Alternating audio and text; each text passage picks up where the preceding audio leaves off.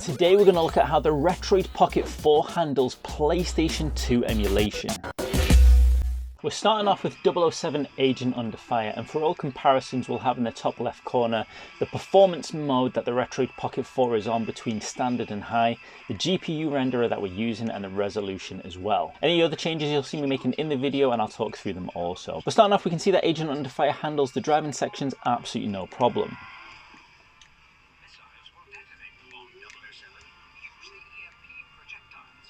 When we move into the first person sections, however, things get a little bit trickier. The snow effects in the first level of Agent Under Fire seem to be giving the Retroid Pocket 4 a little bit of trouble. It runs it pretty well, but you can see that the Retroid Pocket 4 isn't getting full speed, so to get better performance out of this, we need to put the system into high mode.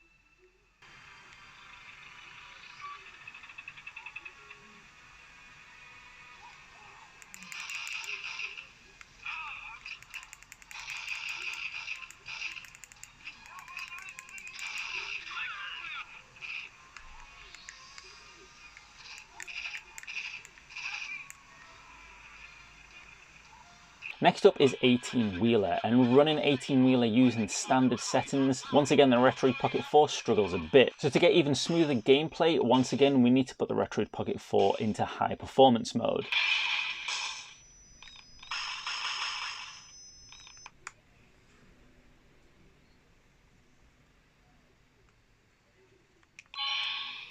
Now, as you might have noticed also, something weird is going on with the audio in 18-wheeler. The music and background chatter seems to not be working properly, and I wasn't able to fix that for this video. I'm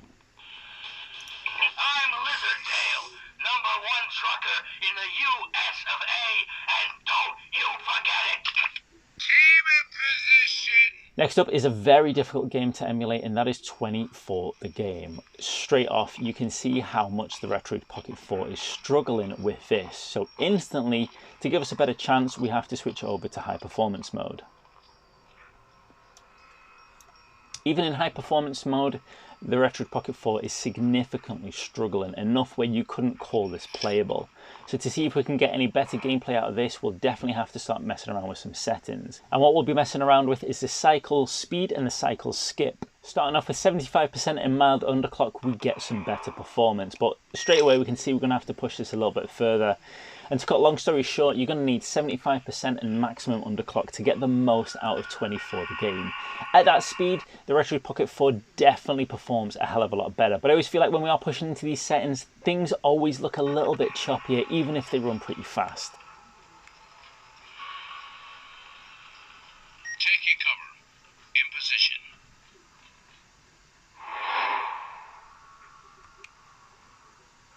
Hostile spotted.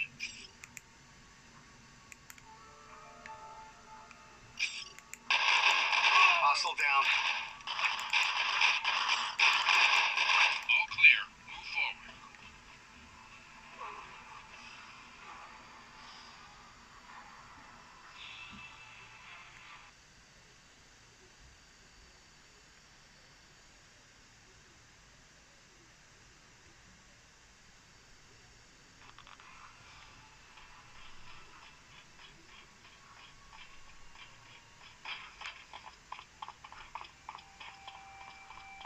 Doors locked. Explosive breach needed.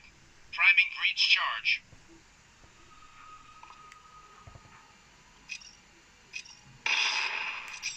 Hostile spotted. Take cover position. Hostile down. Following your lead. No problem. I'll see what I can do. Come on, man. They gonna hit me out here. Yeah, we got these motherfuckers. 50 Cent Bulletproof, and starting off in standard mode, we can see that the game is struggling on the Retroid Pocket 4. But moving over to high performance mode instantly gives us the boost we need, and the game runs smoothly and is fully enjoyable.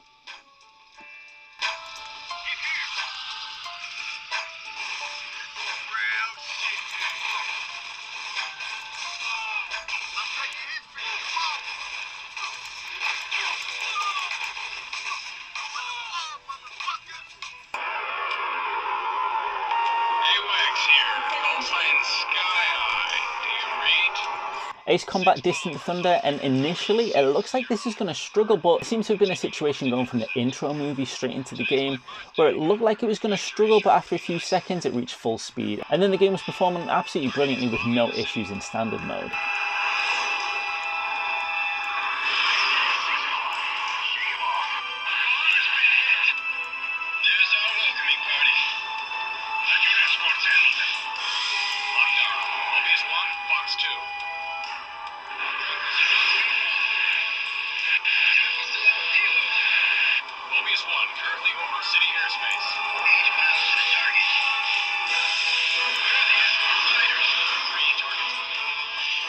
Over into Blitz The League, and in standard mode we are seeing the Retroid Pocket 4 struggling. Meaning that once again we'll have to boost up to high performance mode, which does use the battery more but gives us the performance we're looking for in these PlayStation 2 games.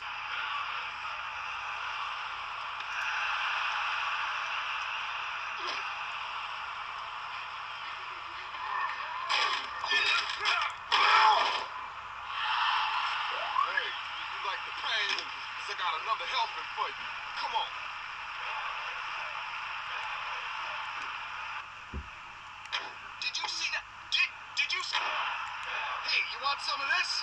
Is this what you want?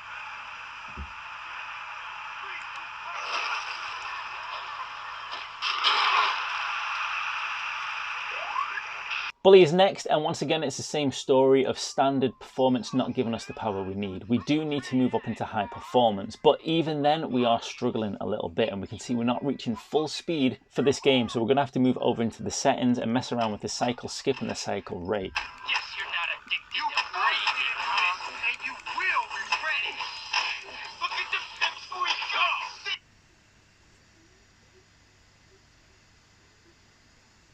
Going for a 75% mild underclock gives us the performance we need and gives you a fully enjoyable experience.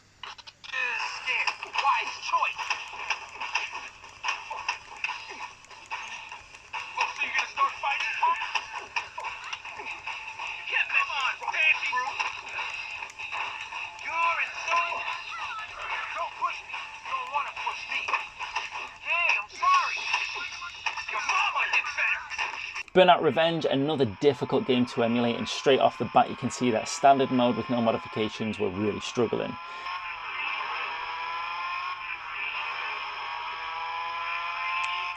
So if we pump up straight to high performance mode, we can still see that the game is struggling, so we're going to need to do some modifications to get the best out of this.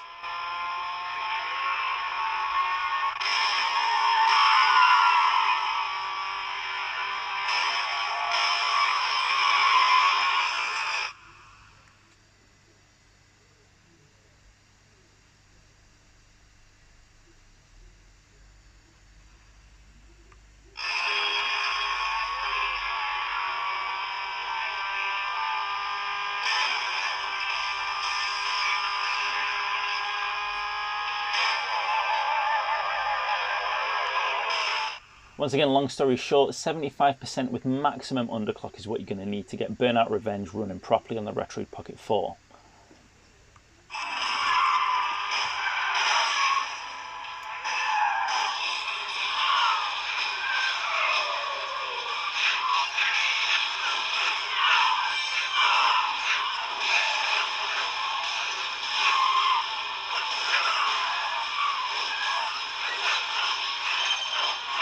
Def Jam Fight for New York, again standard mode isn't giving us the power that we need. We're going to have to bump up to high performance mode and see what we can get.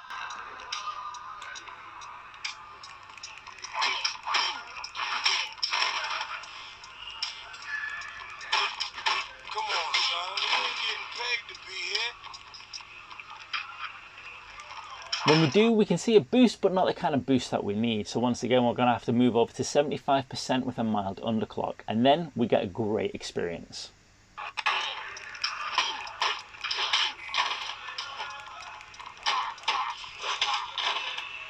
think this kid's already took too many punches to the head, you know what I mean?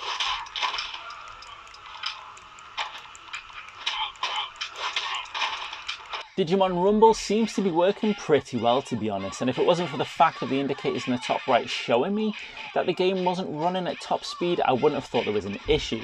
But if we move over to high performance mode, we can see that the indicators show full performance with no issues whatsoever.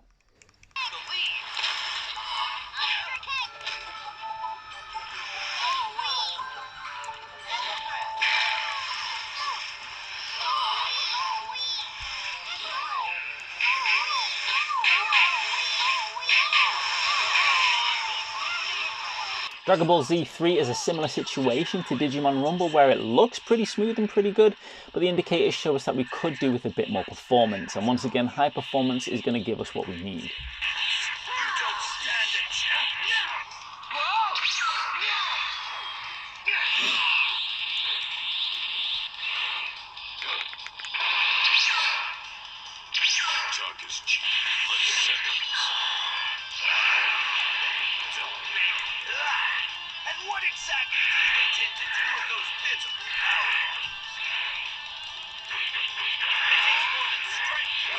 God of War, and as we know from previous tests, this has to be run best using the Vulkan GP renderer. But even with the Vulkan GP renderer, we can still see that standard performance doesn't give us exactly what we need. So we'll bump it up to high performance mode and see what we can get. Even though we're still not getting the full God of War experience, so we'll have to move over to a 75% mild underclock, and we can see that we get a much better, much smoother experience.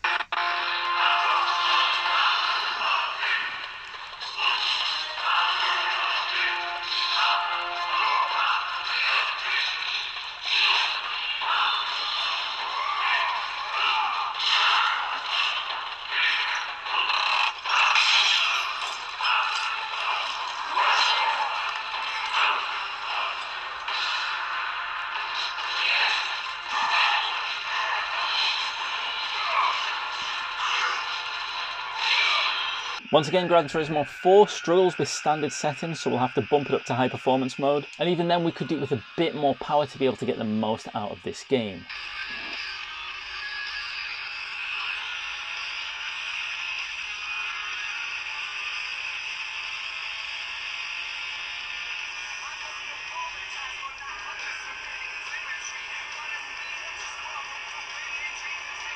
So to help the Retroid Pocket 4, we're going to change up the settings and again go for a 75% mild underclock.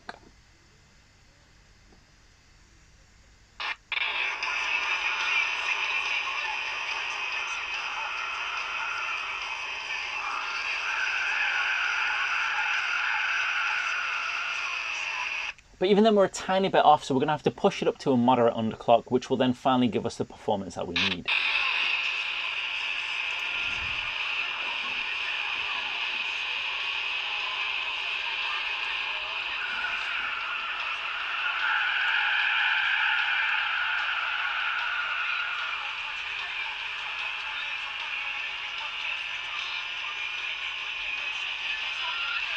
Kinetica also using standard mode isn't quite up to scratch, so we'll have to bump up to high performance to get full playability out of this game.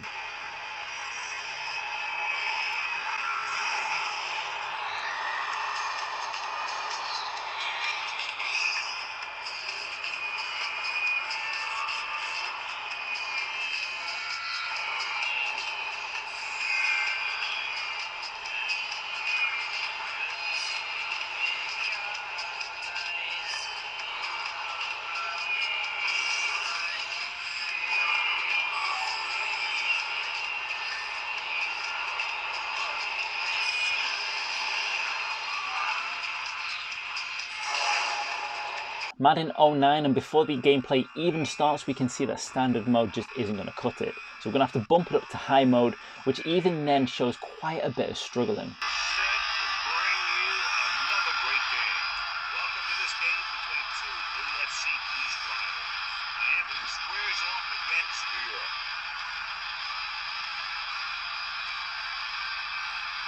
Giving us 75% mild underclock gives us much better performance and keeps us a lot closer to that 100% speed that we need.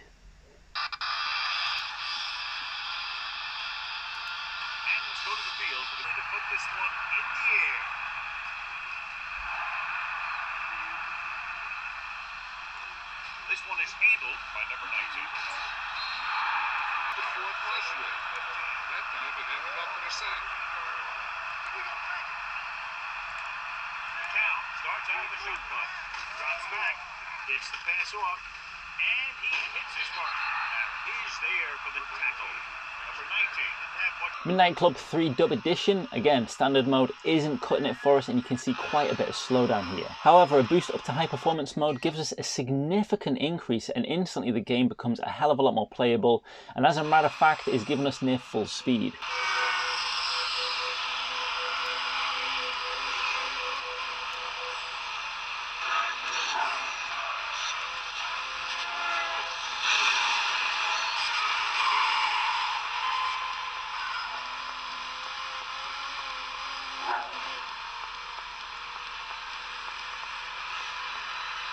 Mortal Kombat Shaolin Monks, another game that benefits from the Vulkan GPU renderer as opposed to OpenGL. And surprisingly with standard mode, the Retroid Pocket 4 is handling this game really, really well.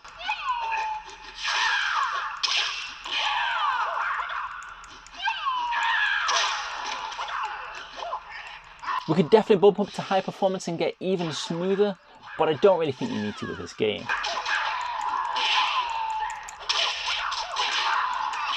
Moto GP, another game that runs really well using standard mode. No performance boosts or mods needed, you can just enjoy this game with the basic settings of the Retroid Pocket 4.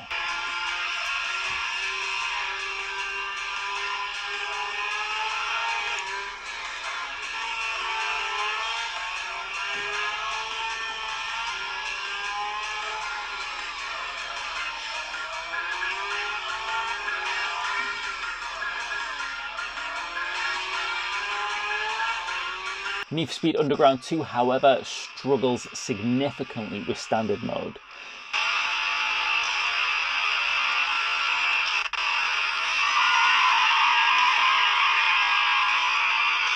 And even with a boost up to high performance mode, we still need a lot more to get this game playable.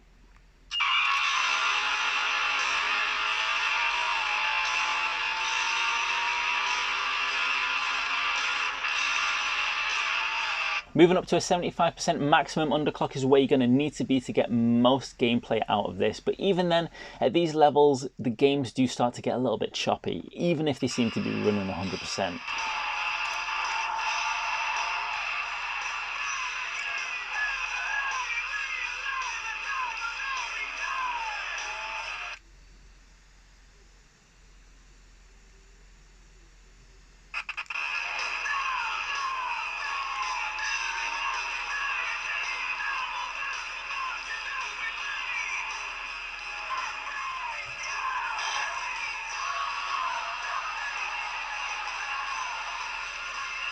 Resident Evil 4 is the type of game that you can get away with on standard mode, but to be honest, if you want to get this 100%, you're going to have to bump up to high performance.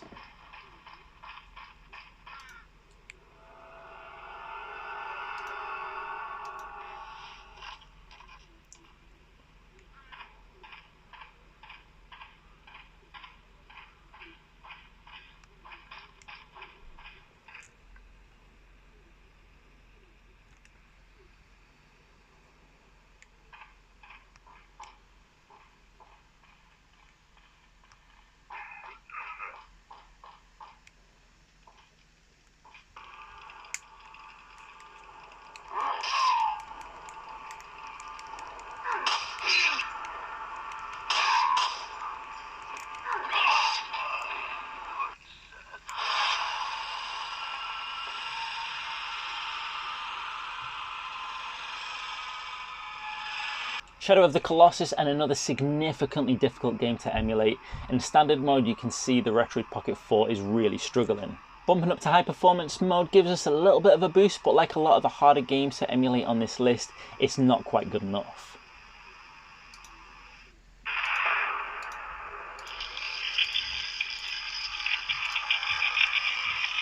To get the most out of Shadow Colossus, once again we're going to have to hit up a 75% maximum underclock, and at that point you can start to enjoy this gameplay experience.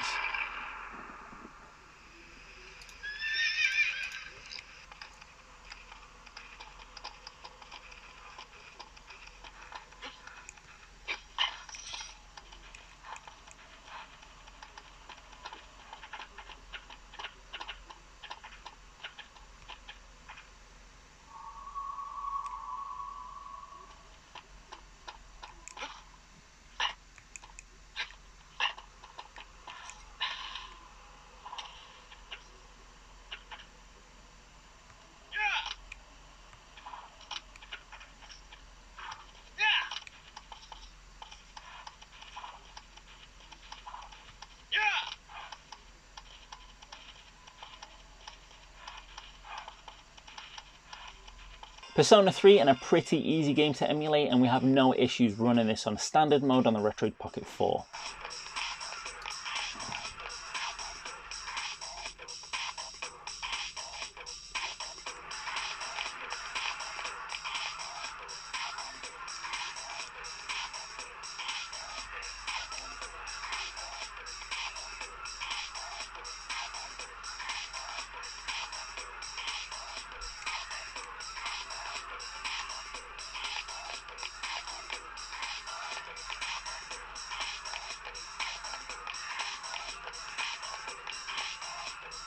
Shox, another game that significantly benefits from the Vulkan GPU renderer, and at standard mode it runs pretty well but not good enough for this fast-paced awesome racing game.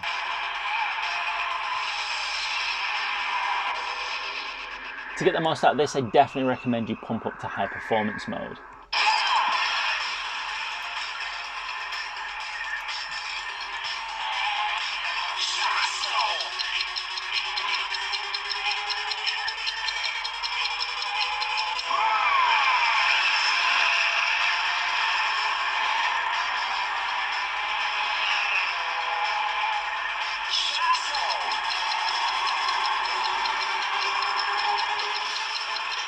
Silent Hill 2, and this is definitely the type of game that you can get away with standard mode.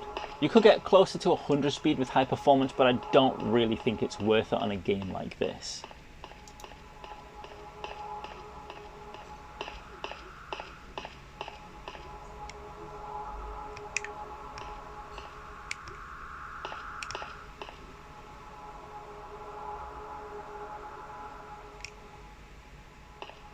Simpsons Hit and Run, and we can see that there's quite a bit of slowdown with this. It struggles a lot more than I expected it to. Bumping it up to high performance mode, and still we don't get the speed that we really need to enjoy this awesome game.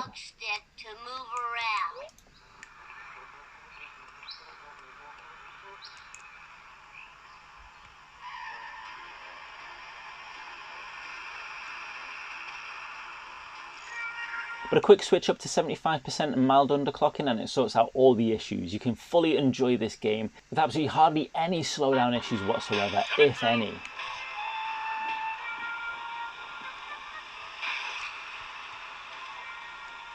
out! Lousy, rotten karmic retribution.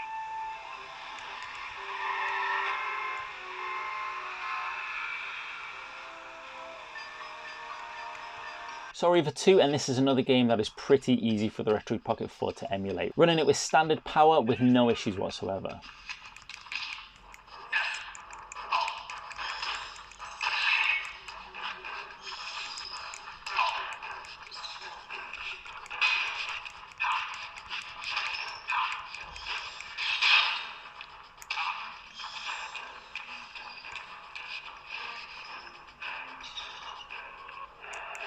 Time Splitters 2, and once again, this game just continues to surprise me with emulators. This is the one game that with higher end devices seems to struggle, and whenever I put it on lower ones, it runs no problem. On the Retroid Pocket 4 Pro, in standard mode, even with underclocking and speed changes, this struggled. Yet, on the Retroid Pocket 4 in standard mode with no changes whatsoever, it has absolutely no problem. It absolutely blows my mind, this game.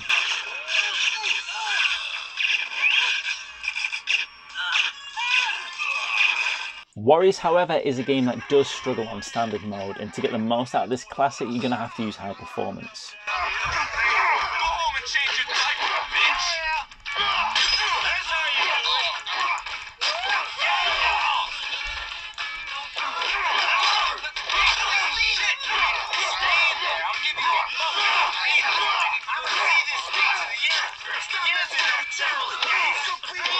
XIII, for the most part, runs pretty well in standard mode, but there are certain occasions where you will see slowdown. And if you want to get rid of all of those and have a 100% smooth experience, then I definitely recommend putting the Retroid Pocket 4 in high performance mode. As you can see, the Retroid Pocket 4 is an absolute beast of a machine, but you need to use high performance mode to get the most out of it for PlayStation 2 emulation. This will drain the battery quicker, but that's exactly what high performance mode is for. Using every part of this system to get the most out of your gaming experiences, and I'm happy to say that the Retroid Pocket 4 can absolutely smash pretty much all the PlayStation 2 games we've thrown at it. If you want to find out how much better the Retroid Pocket 4 Pro is for PlayStation 2 emulation though, check out this video right here.